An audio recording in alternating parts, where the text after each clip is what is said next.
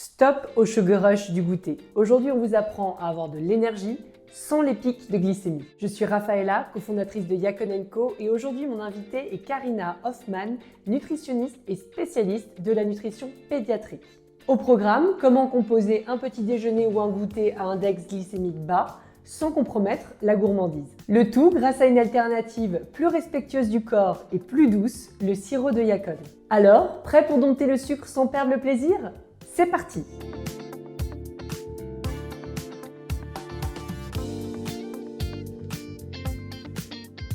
Là, aujourd'hui, on va surtout écouter Karina. Je voulais juste faire une petite intro pour faire connaissance avec tout le monde. Donc, je suis la cofondatrice de Yacon & Co. J'ai cofondé Yacon il y a 4 ans avec mes deux associés, Clément et Thierry.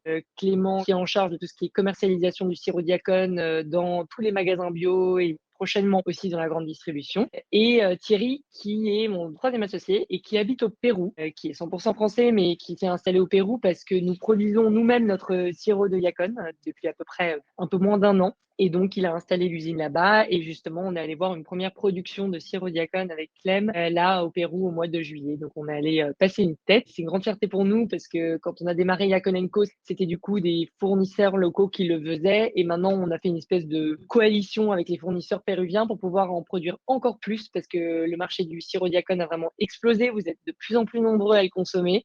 Et il n'y avait pas assez de production, donc il y avait une nécessité d'aller installer une nouvelle usine et d'avoir des nouveaux champs de Yacon. Parce que je vais prendre juste une petite minute pour aller à l'origine du produit, mais je ne sais pas si vous saviez, mais le Yacon, c'est une plante, c'est un tubercule qui ressemble un petit peu à une pomme de terre ou à la patate douce. Et quand on extrait le jus et qu'on le concentre, ça donne donc ce sirop, vous avez déjà vu chez vous. Donc, c'est un sucre liquide, mais qui s'utilise exactement comme un sucre solide. Les usages les plus communs de nos clientes et nos clients, c'est dans le yaourt, à la place de la cuillère de miel ou la cuillère de sucre. C'est dans les gâteaux, donc par exemple mousse au chocolat, fondant au chocolat, tarte aux fruits, confiture, voilà, pour remplacer le sucre. Et puis dans le thé et le café aussi. Moi, j'aime bien le mettre dans mon café gourmand avec un nuage de lait et une petite cuillère de sirop Diacone. Ça permet de faire mon petit goûter ou mon petit dessert de fin de repas un peu sympa avec du sirop Diacone. Et donc, depuis qu'on s'est lancé, on a plus d'une centaine de milliers de clients qui nous achètent, notamment sur notre site e-commerce et dans les magasins bio. On est chez Biocop, on est chez La Vie Claire, on est chez Naturalia, Bio c'est bon, So Bio, et on est vendu sur notre site e-commerce yacon.co. Bonjour à tous, je suis diététicienne spécialisée dans le domaine de la pédiatrie. Je vois aussi des femmes enceintes dans mon cabinet. J'ai choisi la pédiatrie parce que quand j'ai eu mes deux filles, qui maintenant elles ont 7 et 10 ans, j'étais passionnée par les domaines de l'alimentation des enfants. Et du coup, je commençais à faire des études. J'ai fait une spécialisation à la Sorbonne, nutrition des enfants et de l'adolescent. Et du coup, c'est une passion. C'est vraiment un plaisir d'être là avec vous pour pouvoir parler de ce sujet. Donc, le but, c'est de comprendre la consommation de sucre au quotidien, les apports en sucre, les repères et comment on va faire pour gérer ça dans notre quotidien. Analyser les habitudes sucrées. Donc, je vais vous montrer des exemples de petits-déj, de goûter avec les quantités en sucre, parce que des fois, on ne se rend pas compte de la quantité de sucre qu'on consomme. Des stratégies, bien sûr, pour réduire les sucres sans sacrifier les plaisirs. Donc, le but, c'est de manger bon et équilibré. Et je vais vous donner aussi quelques exemples de recettes. Le but, c'est qu'on fasse tout ça en gardant les plaisirs et l'équilibre, comme je vous ai dit. Je ne suis pas complètement contre les aliments sucrés, mais je trouve qu'il faut qu'on cherche un équilibre, surtout dans la vie de tous les jours. Donc, ça ne veut pas dire qu'on est interdit d'aller dans un anniversaire et manger un gâteau.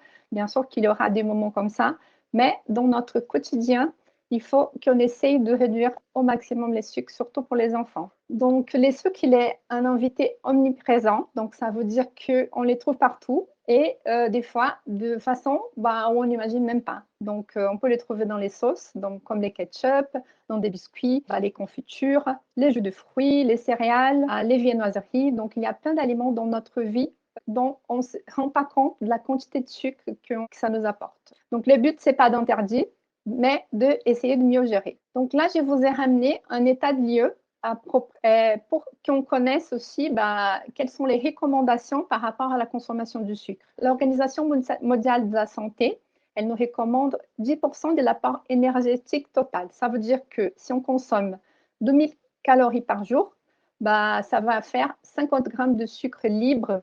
Les sucres libres, Libre, ça veut dire tout ce qui est sucre ajouté. Donc, c'est pas les sucres des fruits, c'est pas les sucres qui contiennent des aliments, déjà, à la base. Après, on a les recommandations de l'ANSES, donc c'est l'Agence nationale française. Donc, pour les adultes, on a une recommandation, les adultes et les adolescents, on a une recommandation de 5 grammes par jour. Donc, on exclut tout ce qui est sucre du lait. Donc, les lactoses et les galactoses, ce sont les sucres qu'on retrouve dans le lait et les produits laitiers. Donc, on va prendre une quantité, donc 5 grammes par jour pour les adultes. Pour les enfants de 8 à 2 ans, 75 grammes par jour. Et pour les enfants de 4 à 7 ans, 60 grammes par jour. Je trouve que c'est plus facile avec les recommandations françaises de faire les rapports. Et là, il y a eu des études. Et concernant, par exemple, les enfants de 4 à 7 ans, on voit que le bleu, ce sont les apports recommandés. Et l'orange, c'est un dépassement de ces seuils. Donc, ça veut dire que les enfants de 4 à 7 ans, ils dépassent en 60% les seuils de la quantité de sucre pour une journée. Donc, c'est beaucoup, surtout parce que les enfants, ils sont petits, 4 à 7 ans, ce sont encore les parents qui choisissent ce qu'ils vont manger. Donc, c'est une responsabilité aux parents de bien choisir ces aliments. Et pour les enfants entre 8 et 12 ans, on a un dépassement du seuil de 60.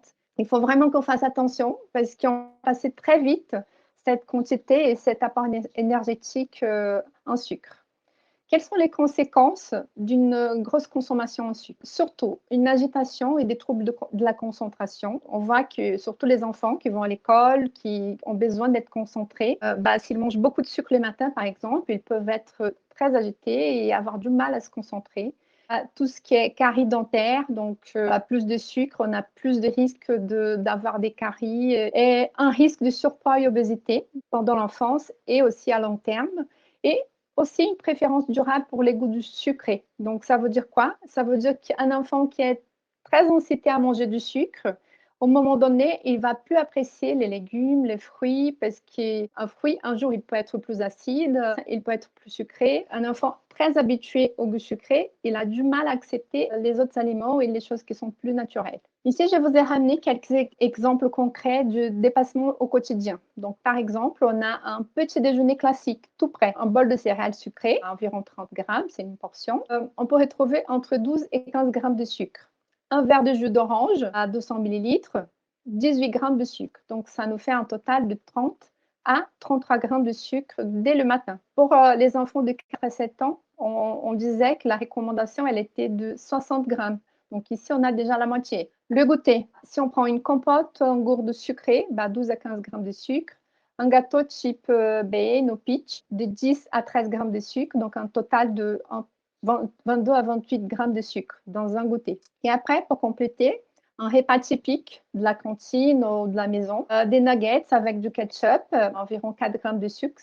Les sucres, il est caché dans les ketchup, justement. Un yaourt aromatisé aux fruits, entre 12 et 16 grammes de sucre. Et un fruit ou une compote, 4 à 5 grammes de sucre naturel. Ça va nous faire un total de 20 à 25 grammes. Même un repas salé, il peut contenir du sucre. Quand il y a des sauces, il faut faire attention à tout ce qui est sucre. Et ici, si on fait un total de tous les repas de la journée, ça va nous faire 92 grammes de sucre dans une journée, avec des repas typiques que je vois souvent au cabinet quand les enfants viennent me voir avec ses parents. Facilement, on peut dépasser les seuils des apports recommandés en sucre. Donc, c'est quoi une composition de petit déjeuner idéal? Donc là, je vous ai ramené. Donc ça, c'est vraiment pour garder. Et c'est très précieux. Un bon petit-déj, il doit contenir une source de protéines qui va apporter du rassasiement, une stabilité de la glycémie. Donc, c'est quoi une source de protéines? Ça peut être des œufs. Si on n'a pas beaucoup de temps, ça peut être aussi du lait, des produits laitiers, surtout nature. Donc, on évite les yaourts aux fruits, par exemple, parce qu'ils ont paquet de fruits, ils sont sucrés aussi. Donc, il vaut mieux un yaourt nature qu'on peut rajouter, par exemple, un peu de sirop de yacon qu'un yaourt aux fruits. Et pour d'autres choses qu'on peut rajouter aussi, c'est des pancakes, des muffins, des gâteaux. Et je vais vous donner des astuces pour avoir ça, surtout pendant la semaine, parce que c'est un peu la course pour tout le monde. Mais il y a des astuces pour pouvoir avoir ce type de choses et pas devoir faire tous les jours. Okay, des fruits frais ou des compotes sans sucre ajouté. Surtout les fruits frais, c'est mieux parce qu'il aura plus de fibres, il aura plus de vitamine C, bien sûr. Et niveau rassasiement, l'enfant, il va devoir mâcher ses fruits, donc c'est toujours mieux de manger des fruits frais aux compotes. Et on essaye d'éviter aussi tout ce qui est jus de fruits et des boissons sucrées. Pourquoi? Parce que pour préparer un verre de jus d'orange, par exemple, on va presser au moins 2 oranges. Donc, ça veut dire qu'on va manger la quantité de sucre de 2 oranges dans un verre. Donc, le mieux, c'est de manger les fruits parce qu'on ne va pas manger 2 oranges d'une seule fois. Donc, et si on n'a pas de choix et on vous propose du jus de fruits, ça ne va pas être plus qu'un demi-verre, 100, 150 millilitres pour ne pas exagérer sur la quantité de sucre. Il y a aussi une autre chose. Quand on mange les fruits, il y a les fibres. Et les fibres, elles vont réduire l'index glycémique et l'absorption du sucre.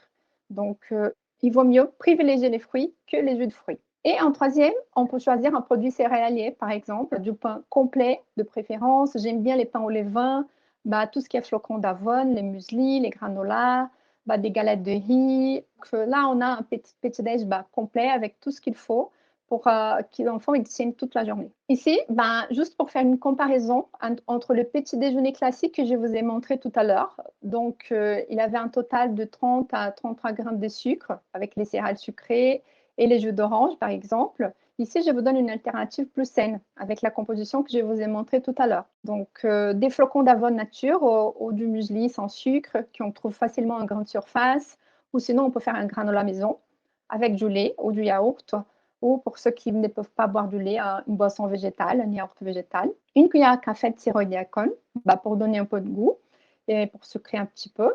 Et un fruit frais. Donc, comme je vous ai dit, avec plus de fibres et moins de sucre, on aura un total de 10 à 12 grammes de sucre, avec plus de fibres et plus de satiété. Ici, nous avons une composition pour les goûters, comme pour les petits déj tout à l'heure. Donc, je vous montre qu'est-ce que c'est un goûter idéal. Donc, ça serait bien qu'on aille aussi un fruit frais. Donc, si vous avez du mal, parce que des fois, vous allez chercher vos enfants à l'école, vous n'avez pas beaucoup de temps, on peut les couper, les fruits à la veille, par exemple, les traiter dans une boîte isotherme. L'enfant, il peut les ramener aussi le matin. Il y a des fruits qui sont plus faciles et qui tiennent plus longtemps quand on les coupe, donc comme des nectarines, des pêches, des fruits rouges. Même pour la pomme, il y a une astuce. On peut mettre la pomme dans l'eau avec un peu de sel. Après, on l'essuie avec un peu de un sopalin. Ça ne va pas noircir au fur et à mesure que le temps passe. Comme alternative, bien sûr, on a les compotes sans sucre. Il faut vraiment regarder la liste d'ingrédients et choisir des options qui n'ont pas de sucre ajouté. Comme je vous ai dit tout à l'heure, à éviter aussi les jus de fruits et tout ce qui est boisson sucrée. Donc, il vaut mieux de l'eau. C'est la meilleure boisson qu'on a, c'est de l'eau.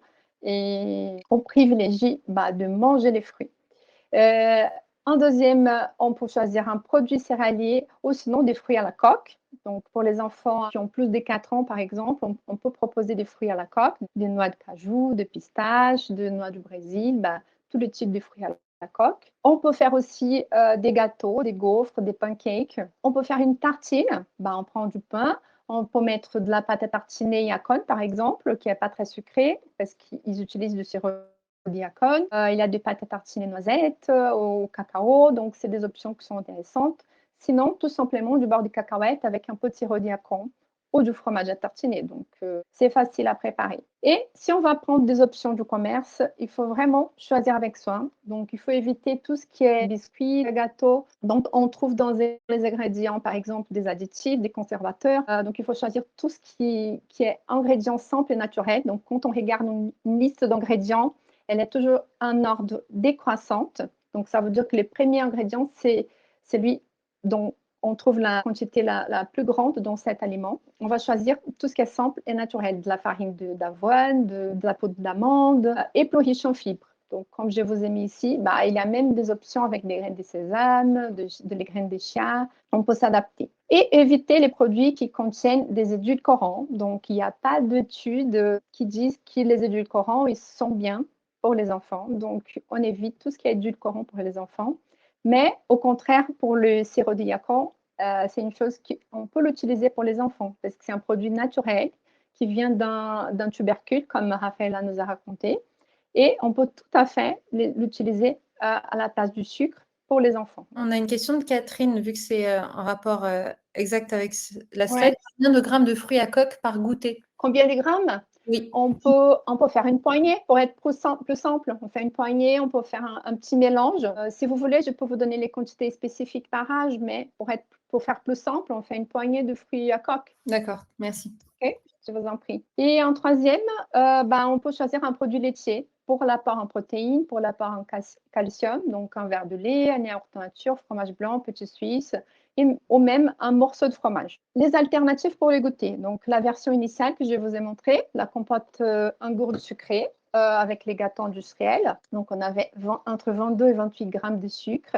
Et je vous ai ramené une alternative plus saine avec la composition que je viens de vous montrer. Donc, des fruits frais aux compotes sans sucre ajouté, des mini pancakes maison à la banane. Les effets ces matins, ils sont très bonnes. Je vous ai mis aussi sur les books des recettes parce que c'est une recette qui a du succès entre mes patients, avec mes filles. Tout le monde en aime. Et de l'eau ou une tisane fruitée maison. Donc, on va encore une fois privilégier tout ce qui est fruits frais et éviter les sodas, les jus de fruits. Okay. Et là, on a un apport total entre 8 et 12 grammes de sucre avec plus de fibres et moins de sucre libre. Et du coup, c'est quoi les rôles des parents? Qu'est-ce que vous devriez faire pour aider vos enfants dans cette démarche? Donc, surtout ne pas tomber dans la guerre contre les sucres. Donc, ce n'est pas le but. Mais disons que ce sont les parents qui vont choisir les choses qu'ils vont acheter, les choses qu'ils vont préparer et les choses qu'ils vont proposer à l'enfant de manger. Si au quotidien, on arrive à avoir plus d'équilibre, le reste, ça va se bien passer. L'exemple des parents aussi, donc ce que je mets dans les placards compte, on veut faire des choses avec plus d'équilibre, une alimentation plus saine, mais dans les placards, on a plein de biscuits industriels avec plein de sucre. Ça ne va pas nous aider. Vraiment, il faut donner l'exemple et il faut avoir des bons produits à la maison. Encourager les enfants à goûter et à participer de la préparation et aussi à reconnaître des saveurs naturelles. Donc, ça veut dire que plus on incite les enfants à manger les fruits, par exemple, un yaourt nature, ils vont s'habituer avec ces goûts. Donc, on n'a pas besoin de rajouter du sucre. Là, les recommandations pour les apports en sucre, on les a à partir des 4 ans. Ça veut dire qu'avant 4 ans, on va éviter au maximum de donner du sucre aux enfants. Plus on peut éviter, plus l'enfant, il va manger les choses qui sont naturelles. Il va avoir moins tendance à vouloir manger tout ce qui est sucré. Et en quatrième, utiliser des substituts naturels comme les sirops de yacon, faible en index glycémique, il a un goût doux, donc riche en fibres, prébiotique aussi, c'est aussi un avantage du sirop de yacon. Et je vais vous en parler dans la suite. Pourquoi on doit réduire cet index glycémique? Ici, la première courbe, celle qui est en rouge, c'est les petits déj sucrés, celui avec les bols de céréales et le lait, les premiers que je vous ai montrés. Donc, l'enfant, il mange, il fait un pic glycémique et après, il a une grosse chute. Et cette grosse chute, c'est ce qui va donner la fatigue, la manque de concentration, les fringales. L'enfant, il aura faim avant, lors de la cantine, il ne va pas être en forme. Et ici, la courbe verte, c'est les petits déj plus équilibrés. Donc, on ne fait pas de pic glycémique important. Et après, ça redescend doucement dans la limite. Et on est tranquille, on arrive à tenir jusqu'au prochain repas. Et on a tout l'intérêt de le faire pour que nos enfants ils puissent être bien à l'école, à jouer, et pour qu'ils apprennent ça depuis qu'ils sont petits. Et à long terme, ils vont juste continuer de faire ça dans sa vie. Oui, et si je peux me permettre, j'ai expliqué sans graphique à ma fille de 6 ans qui a tout à fait compris. À certains âges, ils sont capables de comprendre pourquoi certains sucres vont plus les exciter et derrière vont leur donner faim. Donc, ça peut être intéressant d'aller jusqu'à leur donner l'explication et peut-être pas juste leur imposer des choix alimentaires. Bien sûr. Surtout les enfants, à partir de quand ils sont déjà moyenne section, en maternelle, on peut déjà commencer à leur expliquer les choses et pour qu'ils commencent à les ressentir sur eux aussi, à lui faire réfléchir. Aujourd'hui, tu as mangé de céréales, comment c'était ta journée? Et le lendemain, on peut essayer, par exemple, de mettre des protéines, de réduire ses sucres du petit-déj et lui demander comment ça se passait. C'est toujours intéressant d'avoir ces ressentis des enfants et de commencer à leur apprendre les choses. Ça sert à mieux, comme je vous ai dit là, en montrant avec les graphiques, donc ça sert à mieux réguler l'énergie et l'appétit des enfants. L'index glycémique élevé, ça va faire un pic de sucre dans le sang, suivi d'une chute rapide, donc plus d'irritabilité, plus de fringales, moins d'intérêt au goût naturel aussi, des fruits, des légumes, des aliments sains. Et ça peut entraîner aussi une sélectivité alimentaire. Donc, moi, je vois plein d'enfants qui viennent me voir au cabinet et qui mangent qui des aliments transformés. À la diversification, ils mangent des légumes, des fruits, mais au fur et à mesure qu'on a commencé à introduire les sucres, ils commencent à devenir sélectifs parce qu'à l'âge de 1 an et demi, 2 ans, il y a déjà une néophobie, ça veut dire une peur de goûter de nouveaux aliments. En plus, si on rajoute les sucres, là, c'est encore plus dur pour que les enfants continuent à accepter les fruits, les légumes et tout ce qui est naturel. Je vous ai ramené aussi quelques astuces pour cette réduction d'index glycémique. Dans les recettes, qu'est-ce qu'on peut faire quand on a une recette de gâteau, de gaufres, de pancakes? On peut les sucrer avec des fruits, avec de la banane, avec une compote de pommes, avec des fruits secs comme des dattes, comme des abricots, comme des raisins secs. Les sucres de coco, il a plus de fibres, ça reste un sucre avec un index glycémique élevé, surtout si on fait une comparaison entre les sirops de Yacon et les sucres de coco et les sirops de Yacon. On a la possibilité de faire des choses qui sont bonnes et en utilisant ce type de sucrant avec qui va nous donner un index glycémique plus bas. On a la cannelle aussi. La cannelle, ça permet aussi de réduire l'index glycémique. On peut rajouter des graines de chia. On peut avoir des farines qui sont riches en fibres, de flocons d'avoine, du sarrasin, de la poudre d'amande, de noisettes. Tout ce qui est farine de fruits à la coque, c'est très bien. Ça va aider à équilibrer cet index glycémique. Et une association avec une source de protéines ou du bon gras. Donc, c'est qu'une source de protéines, comme on en a parlé tout à l'heure. Tout ce qui est produit d'origine animale, donc dans les petits déj, des œufs, du lait, des produits laitiers ou du bon gras. Donc, les bons gras, ça peut venir des fruits à la coque. On peut utiliser des pâtes à tartiner à base de fruits à la coque, du beurre de cacahuète. Ça va nous aider à réduire cet index glycémique.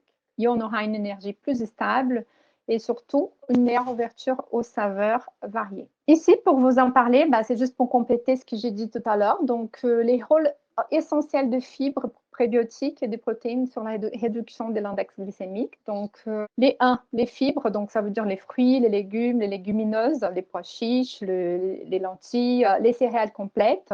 Ils vont ralentir cette absorption de sucre, ils vont augmenter la satiété, ils vont favoriser la digestion. Les prébiotiques, donc les sirops de Yacon, il est riche en prébiotiques, ça veut dire c'est des aliments pour les bonnes bactéries qui sont dans les intestins, dans notre microbiote. Donc ça veut dire que ça va nourrir notre microbiote, ça va participer à l'équilibre digestif et immunitaire. Donc plus on a des bonnes bactéries, on aura un système immunitaire qui va fonctionner mieux et une absorption meilleure pour les vitamines, pour les minéraux, tout va mieux fonctionner. Les protéines, comme je vous ai dit, ça va aider à stabiliser la glycémie. Ça va apporter aussi de la satiété, donc ça va nous aider à tenir plus longtemps quand on mange des protéines, surtout un petit peu à chaque repas. Et cette association de fibres et protéines et probiotiques, ça va donner un enfant plus rassasié, concentré et moins attiré par les sucres. Je vous ai ramené quelques idées gourmandes avec les sirops de Yacon, par exemple. Donc, comme Noélie a dit, les plus simples, on prend un yaourt nature, un fromage blanc, un petit suisse, un produit laitier et on rajoute un peu de sirop de Yacon. À propos avec celui à la vanille, c'est mon préféré. Les porridge, c'est hyper facile. On prend ou du lait ou de beurre végétal et on peut cuisiner et faire un petit porridge maison. Ça, on peut les faire au micro-ondes. On peut rajouter des fruits et même les sirops de Yacon. Les bowl cakes, ça c'est une recette super qu'on mélange des œufs, de bananes, compote, flocons d'avoine. Aussi, on peut les faire au micro-ondes, donc c'est très pratique. Des pancakes à la banane, des tartines avec purée d'amandes, noisettes, on peut rajouter des fruits et tout ce qui est muffins, des gaufres et des gâteaux maison. Petite astuce, pour plus de praticité, c'est une chose qui moi, personnellement, je l'ai fait. On n'a pas le temps de faire des gâteaux tous les jours, donc on travaille, on a plein de choses à faire. Mais on veut que nos enfants, ils ramènent un goûter sain, qu'on arrive à avoir cet équilibre au quotidien. Donc, une chose que j'ai fait souvent, c'est de congeler. Donc, par exemple, moi, j'ai fait des quantités plus importantes pour les muffins, pour les gaufres. Et même pour les gâteaux, je les fais dans un... Quand mes filles, elles étaient petites, je les mettrais dans des moules à cupcakes. Ça reste mignon, ils aiment bien. Donc, pour les enfants, on peut faire comme ça. Si on n'a pas beaucoup de temps, on peut les faire dans un moule à gâteau, on les coupe en tranches et on congèle les tranches des gâteaux, les gaufres, les muffins, c'est facile. Et comment on fait cette décongélation? Si l'enfant il va les manger au goûter, et vous pouvez les sortir le matin et mettre dans son sac pour amener à l'école. À l'heure de manger, ça va être décongelé. Et c'est parfait. Niveau goût, ça préserve bien tout ce qu'il faut. Sinon, si on veut les décongeler rapidement, on peut les faire au micro-ondes aussi, quelques secondes, et ça reste bon à manger. Pour les gaufres, dans les grille-pains, le matin. Donc, si on a envie de manger des gaufres le matin, on les fait, on les congèle, on les prend, on met dans les grille-pains et ça marche très bien. Donc, c'est des choses pour vous donner des astuces au quotidien. Et ici, ce sont mes recettes préférées. C'est les recettes que vous allez trouver dans cet e-book de recettes que je vous ai préparé. Un gâteau à la banane, chocolat avec des flocons d'avoine, des gaufres à la banane ou aux compotes de pommes, des muffins à la carotte. Ça, c'est notre préféré aussi à la maison. Et des gâteaux aux pommes, des pancakes à la banane et des energy balls. Donc, j'espère que vous allez bien aimer. Et en conclusion, donc, les messages, c'est de réduire les sucres en gardant le plaisir. On n'a pas besoin de faire les méchants. On n'a pas besoin de dire aux enfants que les sucres, c'est mauvais, qu'il y a de bons aliments, qu'il y a de mauvais aliments. On n'a pas besoin de faire tout ça. Mais on peut essayer de garder cet équilibre en proposant des choses plus saines au quotidien dans la vie de tous les jours. Et avec des petits gestes, et on peut avoir des grands bénéfices. Si vous ne pouvez pas faire de goûter sain et de goûter fait maison tous les jours, on peut alterner avec des options de supermarché. Mais je vous ai appris aussi comment le choisir. On trouverait cet équilibre. Et il n'y a pas de perfection, mais justement, à chacun de trouver son équilibre. Donc, mission possible, moins de sucre, plus de plaisir dès l'enfance. Je vous ai laissé mes coordonnées aussi.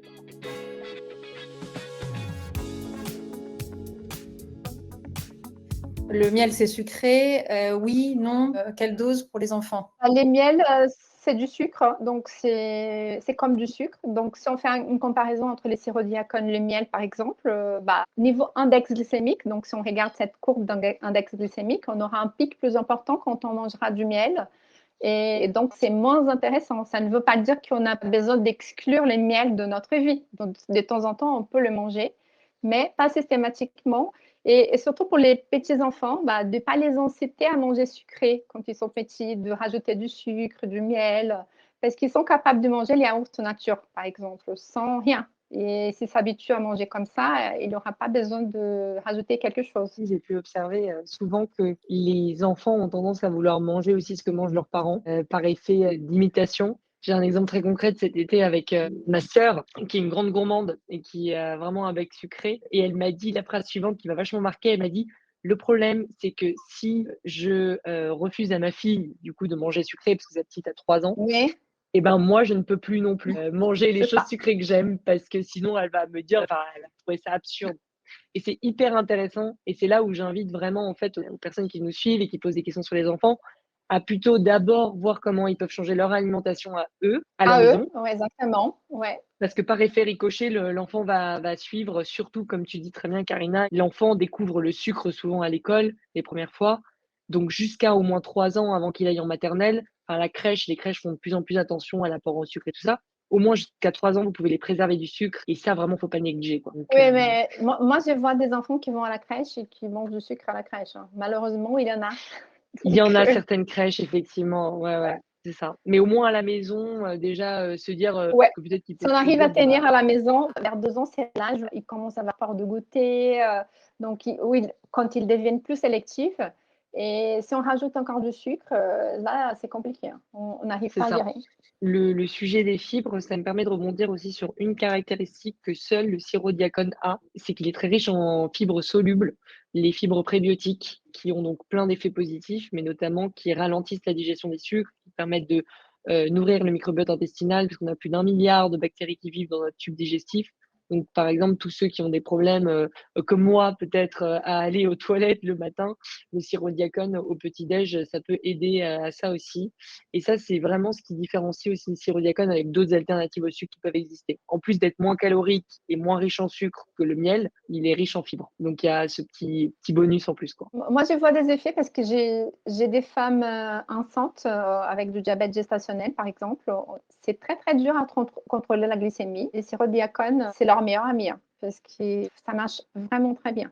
Mmh. C'est une bonne alternative. Je ne suis pas douée en cuisine. À quel moment est-il mieux de privilégier celui à la vanille, Solène? Alors en fait, ça dépend vraiment de votre palais. Moi, je sais que j'ai fait goûter le sirop Diacon vanille à des amis qui ont un bec très très sucré, c'est-à-dire c'est des gens qui consomment sucré matin, midi et soir, et ils m'ont dit qu'ils préféraient largement le goût du sirop Diacon vanille. Et pourtant, c'est de l'arôme naturel de vanille de Bourbon.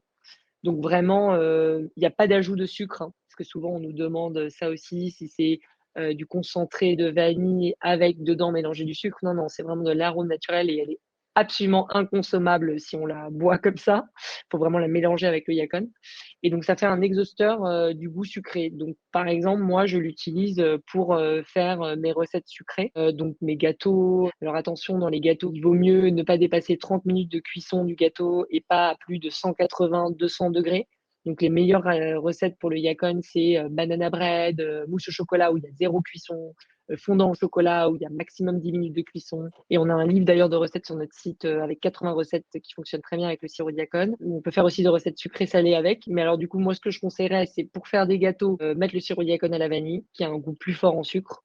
Moi j'adore, j'avoue, le matin dans mon granola bowl, je me fais un fromage blanc avec des amandes, des fruits et un filet de sirop Diacon par-dessus. Ça c'est super aussi. Sirop Diacon vanille. Et pour le nature, il y a des gens justement qui ont un bec un peu moins sucré et justement ils sont incapables de manger le sirop Diacon goût vanille parce que c'est trop fort. Donc ça, c'est pour les gens qui sont déjà au niveau 2 de la détox de sucre, je pense, peut-être envisager de consommer le sirop Diacon nature, sachant que les deux, en fait, le sirop Diacon goût vanille a un goût vanille évidemment, mais c'est pas non plus comme si on consommait une gousse de vanille, quoi. Donc ils sont très interchangeables. Peut-être dans un café par exemple ou un thé, je mettrais peut-être plutôt le nature dedans, sauf si je me fais un café gourmand et que j'ai envie de cette touche de vanille. C'est vraiment, ça dépend si vous avez envie d'avoir ce petit goût vanille ou pas, et si vous avez besoin d'avoir un fort goût de sucre ou plutôt un niveau un peu moins élevé. Mais si vous découvrez le sirop Diacon et que vous n'avez jamais acheté, moi je vous conseille quand même de consommer celui à la vanille pour commencer. Parce qu'en première étape, si vous êtes en train de basculer entre le sucre blanc, par exemple, et le sirop Diacon, ça fait quand même une espèce de, comment dire, Le sevrage. de sevrage exactement, de faire déjà un niveau 1. Sachant que les valeurs nutritionnelles sont les mêmes, hein. Le sirop Diacon vanille est aussi bon pour la santé que le sirop Diacon nature. Et pour faire découvrir, que ce soit pour les enfants ou même des amis, parce que le yacon, c'est aussi une idée qui se passe sous le manteau.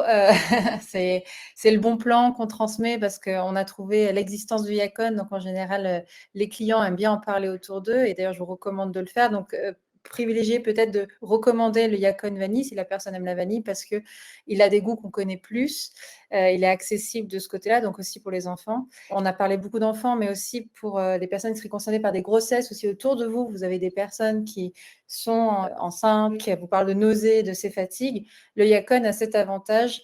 On doit toujours manger un tout petit peu régulièrement, de garder cette glycémie à un niveau tolérable parce qu'on doit manger un petit peu. Donc, ça aide pour les nausées et ça aide aussi pour ne pas s'endormir sur le coin de bureau toutes les demi-heures. Donc, voilà, c'est un aliment très vaste et je vous recommande d'en parler autour de vous parce qu'il y a plus de gens qu'on croit qui ont des envies de sucre et qui ont besoin de ces substituts. Ah, Solène, aucun souci pour les diabétiques, pour la continuité sur les propriétés du yacon.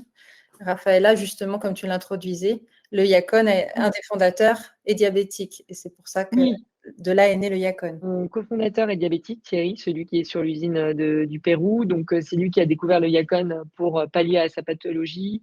Il a découvert son diabète à l'âge de 50 ans. C'est un diabète de type 2. Et en fait, en arrêtant de consommer du sucre, en consommant juste du sirop Diacon, et bien sûr en intégrant aussi d'autres changements dans sa vie, par exemple, un peu plus s'activer, faire un peu plus de marche à pied, etc., il a pu perdre du poids et donc arrêter de se piquer à l'insuline. Donc, le yacon, en fait, ça dépend vraiment de chaque diabète. Et moi, je conseille toujours de faire des tests en petite quantité d'abord. Mais nos clients diabétiques nous disent que ça leur permet de justement stabiliser leur glycémie, de ne pas trop se faire de nœuds au cerveau sur quelle quantité d'insuline ils doivent s'injecter avant d'en consommer. C'est ce qu'il a un indice glycémique bas pour deux raisons. Déjà parce qu'il y a très peu de molécules de sucre dedans et parce qu'il est riche en fibres aussi, prébiotiques. La chimie des aliments fait que la digestion se fait plus lentement qu'un sucre normal. Et donc, les pics de glycémie sont moins pentus, on va dire, moins élevés, quoi. Donc normalement, pour les diabétiques, il n'y a pas de problème. Après, je sais qu'il y a une différence et une nuance à faire entre type 1 et type 2. Donc, si vous êtes diabétique, achetez-en, consommez d'abord un matin à jeun, peut-être une petite cuillère, comme ça, voilà, une cuillère à café. voir déjà ce que ça fait sur vous. Et de toute façon, le Yacon, on ne consomme jamais seul. On le consomme toujours. Si, ma belle-mère le consomme le matin parce qu'elle est ménopausée et elle a des petits soucis pour aller à la selle. Et du coup, elle consomme ses 2 cuillères à café de sirop de Yacon, même en le mélangeant, rien du tout, mais juste parce qu'elle a besoin. Comme un complément alimentaire. Comme un complément alimentaire. C'est son café clope du matin pour pas avoir de soucis digestifs pour le reste de la journée. Mais bon, la plupart des personnes le consomment quand même mélangé à quelque chose parce que ça reste un aliment quand même gourmand et super bon. Donc, dans un fromage blanc ou autre, il y aura pas de pic de glycémie parce que le fromage blanc, grâce au gras du fromage blanc, des protéines, etc., ça rend encore plus flat, encore plus plat le pic de glycémie. L'association. Ouais. Merci. J'espère que cet épisode vous a plu. Si c'est le cas, n'hésitez pas à le partager avec une personne qui aurait besoin d'écouter ça. Et comme toujours, si vous avez une personne à nous recommander pour le prochain épisode des Chroniques du sucre, n'hésitez pas à commenter ci-dessous. En attendant, je vous souhaite une belle journée et à très bientôt dans les Chroniques du sucre.